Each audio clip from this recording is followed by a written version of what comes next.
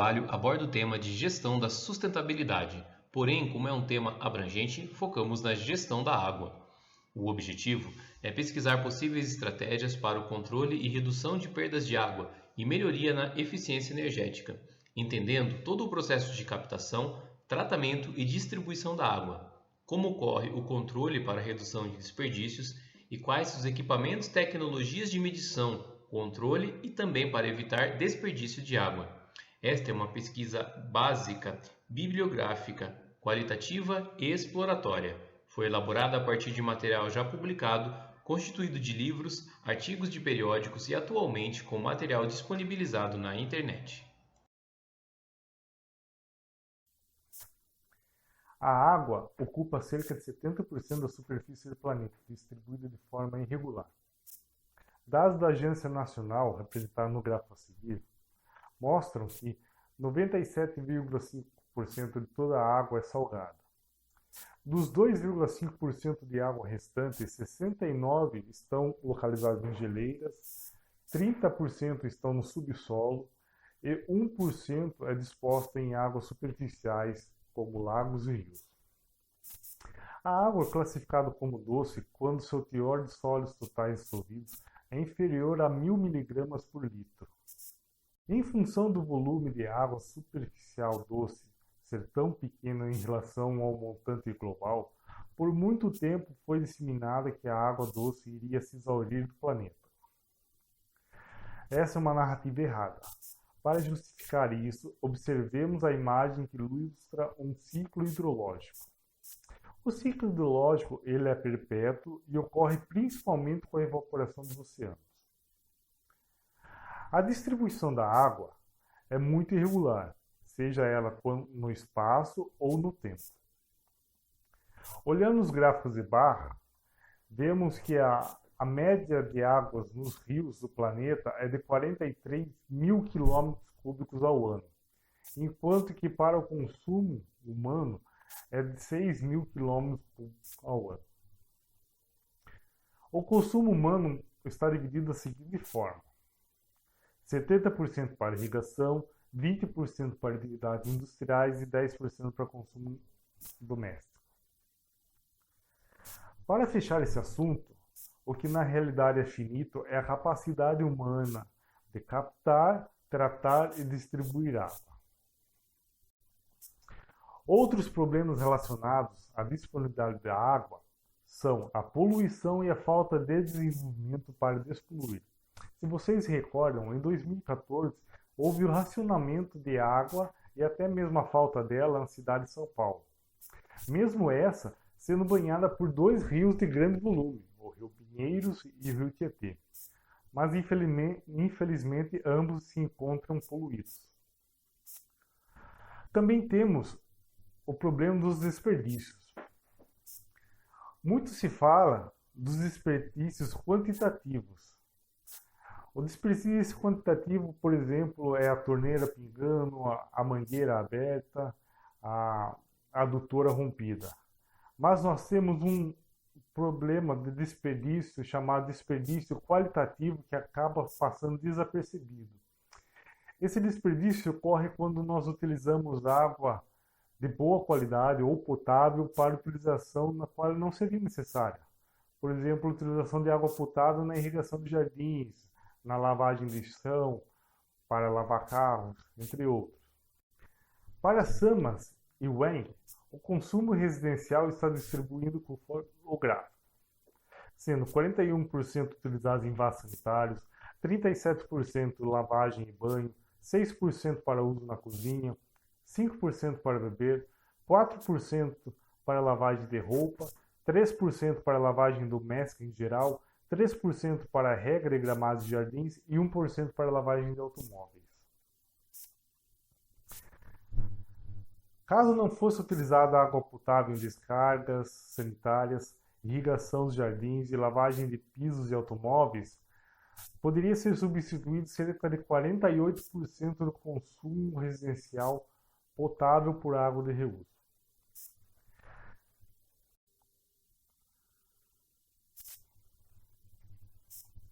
É necessário mudar a forma com que o recurso água é visto, apesar dele Ser infinito, isso não tira a obrigação do seu uso racional e sem desperdício. Podemos tratar todo o efluente e destiná-lo ao seu reuso adequado. Fazendo o seu uso racional, todos serão beneficiados, inclusive o meio ambiente. A captação de água, ela pode ser feita de acordo com um manancial a ser aproveitado ou então de acordo com alguma necessidade específica da localidade. Existem 5 tipos de captação principais de água de superfície. A captação direta ou a fio d'água é quando o manancial ele tem nível e tem vazão suficiente para ser feita a captação dessa água, para se submergir os equipamentos e fazer a captação da água. Existe a captação com barragem de regularização de nível. Essa captação seria quando o manancial tem a vazão, mas ele não tem o nível necessário. Então é feito uma pequena barragem apenas para dar esse nível de vazão. Existe a captação com reservatório de regularização de vazão. Esse tipo de captação são as famosas represas. Tá? É quando existe a água, existe um nível, mas ele não tem a vazão suficiente. Então são grandes reservatórios, são as grandes obras feitas para estar fazendo essa captação de água. Como são projetos muito grandiosos, normalmente se utiliza essa captação, essas represas também para geração de energia elétrica. Existem também a captação em reservatórios ou lagos de usos múltiplos. Essas captações são normalmente para uso de água não potável, para uso não humano, para uso industrial, para outros tipos de uso de água. E algumas captações não convencionais, captações que utilizam a própria força do curso d'água, ou então que ela faz utilização de energia solar ou eólica para também captação de água. Essas captações são um pouquinho mais raras. Já os mananciais subterrâneos, eles podem ser superficiais ou profundos. Para a captação de água dos mananciais superficiais, pode ser utilizado os poços manuais simples, alguns poços tubulares rasos feitos com monjolo, ou também os poços Amazonas, que são uma versão um pouco maior dos poços manuais simples, normalmente são alguns poços comunitários. Já para as águas de mananciais subterrâneos profundas, dos aquíferos, é necessário a utilização dos poços artesianos. Inclusive, existem 2 normas técnicas para projeto e construção desses poços.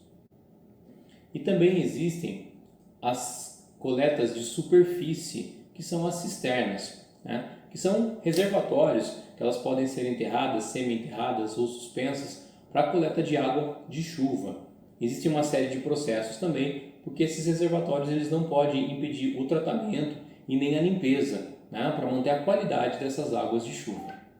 Para que essa água captada esteja apta para consumo humano, ou seja potável, ela tem que ser tratada, de modo que ela tenha alguns parâmetros. Esses parâmetros são microbiológicos, físicos, químicos e radioativos, e são todos definidos por uma portaria do Ministério da Saúde. O tratamento convencional de água é composto de alguns processos bem específicos, né? Que é o coagulação e floculação, onde são colocados na água substâncias coagulantes e floculantes que vão separar grosso modo, as partículas sólidas, a sujeira que estão na água, da água. Tá? Essa água vai passar por decantadores, onde ela vai se separar, ela vai fazer a sedimentação da água e esses sedimentos vão ser depois retirados do decantador para ser eliminados. Existe depois a filtração, né, propriamente dita, que a água passa pelos filtros lá da estação de tratamento de esgoto, a desinfecção, onde são utilizados os produtos para matar ali as partículas, os agentes biológicos que ainda estão na água, né? E também existe a fluoretação da água. Nos grandes centros hoje, desde há algum tempo, já desde vários anos, é adicionado o flúor na própria água potável, de modo a auxiliar na saúde dentária da população. A distribuição de água é feita pelas adutoras. Essas adutoras são um conjunto de tubulações que transportam a água, desde a captação até a extração de tratamento de água. Essas adutoras são chamadas de adutoras de água bruta. Já as que transportam a água da estação de tratamento até os reservatórios são chamadas adutoras de água tratada. Os reservatórios eles são unidades hidráulicas de acúmulo e passagem de água em pontos estratégicos do sistema. Esses reservatórios precisam garantir a qualidade da água, garantir a quantidade da água, garantir a adução com vazão e altura constantes, criar diâmetros no sistema e criar melhores condições de pressão para todo o sistema. As redes de distribuição levam a água dos reservatórios até as unidades residenciais, até as residências, aos estabelecimentos consumidores. Já a ligação da rede pública com a instalação domiciliar de água é feita através de um ramal predial, com a conexão de rede de distribuição com o ramal domiciliar, utilizando o hidrômetro ou limitador de consumo, aí de acordo com o padrão de cada localidade, de cada autarquia responsável pela distribuição da água. O índice de perdas mostra a eficiência da autarquia na distribuição e cobrança de água. Ao se reduzir este índice, passa-se a retirar menos água do manancial, garantindo a sua proteção e preservação. Ao distribuir água de forma eficiente, reduz-se investimentos para ampliação de sistemas de tratamento e distribuição de água, podendo, inclusive, postergar ou reduzir aumentos da tarifa para a população. As perdas de água ocorrem em todo o sistema de abastecimento, desde o ponto de captação até os de consumo, passando pela estação de tratamento, de bombeamento, pelos reservatórios, rede de distribuição e ligações prediais. Conforme o local das ocorrências de perda, existem ações específicas adequadas para seu controle e redução. As perdas de água em sistemas de abastecimento podem ser classificadas em físicas e não físicas. A classificação pelo tipo de perda facilita a identificação e a medida mais adequada para o seu combate. É importante que se conheça ao menos de forma estimada o impacto de cada perda no contexto geral, pois isto facilita a priorização dessas medidas. Considera-se como perda física toda a água que é subtraída do sistema e que não é consumida pelo cliente final. No sistema de distribuição, são como regra as de maior magnitude e as de identificação e solução mais complexas. As perdas físicas decorrem de vazamentos provocados por deficiências nos equipamentos, envelhecimento das tubulações e conexões, operação e inadequadas de todo o sistema. Em geral, o controle de perdas físicas é feito por meio de 4 ações complementares: gerenciamento de pressão, controle ativo de vazamentos, velocidade e qualidade nos reparos e gerenciamento da infraestrutura. Por sua vez, as perdas não físicas ou comerciais decorrem de falhas nos equipamentos de medição, erros no cadastro e fraudes nas ligações. Apresentam um leque de variação bastante amplo e podem ser significativas dependendo do procedimento cadastral, de faturamento, de manutenção preventiva e de adequação dos hidrômetros e monitoramento do sistema. É considerado sob o conceito de águas produzidas e consumidas, porém não revertidas em faturamento, englobando inclusive os erros de macromedição que geram outro tipo de problema. Há águas não produzidas, porém computadas como tal. Com esta conceituação, as perdas não físicas podem ser decompostas nas seguintes causas: ligações clandestinas e irregulares, ausência de micromedição, deficiências da micromedição, gerenciamento ineficiente de consumidores. Conforme citado no Plano Nacional de Combate ao Desperdício de Água, a hierarquização e as medidas para redução e controle de perdas físicas e não físicas nos sistemas de distribuição de água deverão atender a alguns requisitos básicos que vão ser resumidos agora em sequência. Subdivisão do sistema.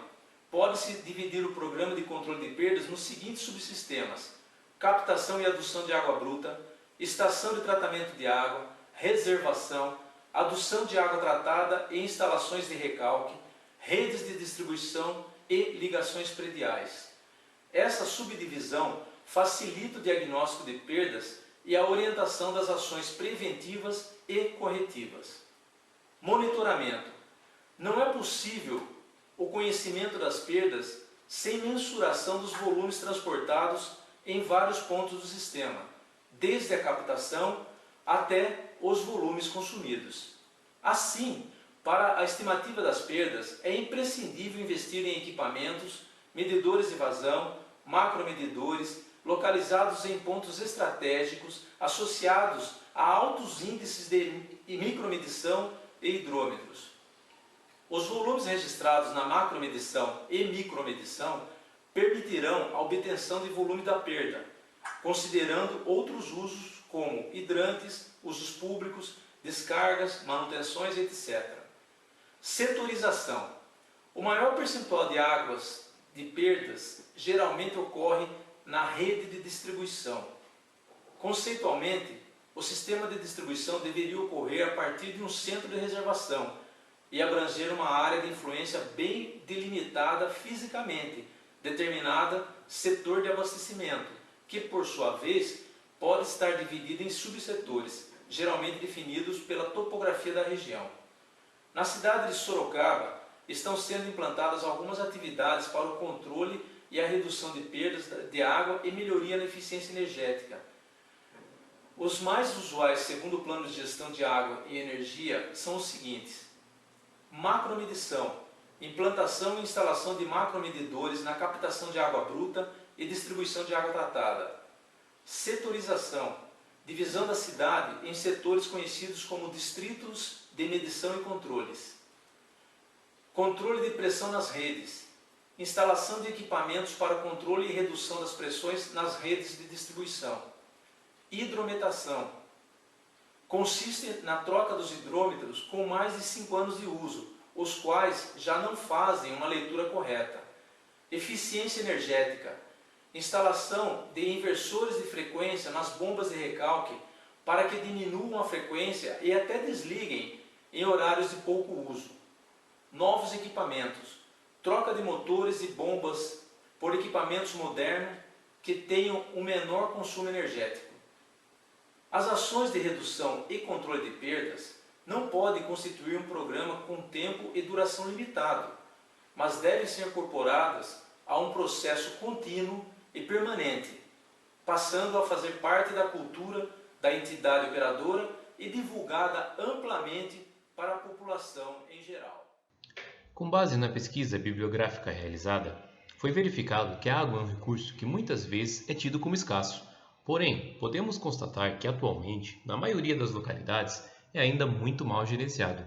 Conseguimos conhecer o processo de captação, tratamento e distribuição da água e verificamos que é possível controlar o volume de água retirado dos mananciais e o volume de água tratado disponibilizado para consumo. Porém, em contrapartida, também temos que se atentar ao aspecto educacional, principalmente para as novas gerações, a fim de poderem ter a consciência de que o recurso é importante, seu tratamento é caro e que o uso da água deve ser feito de maneira consciente.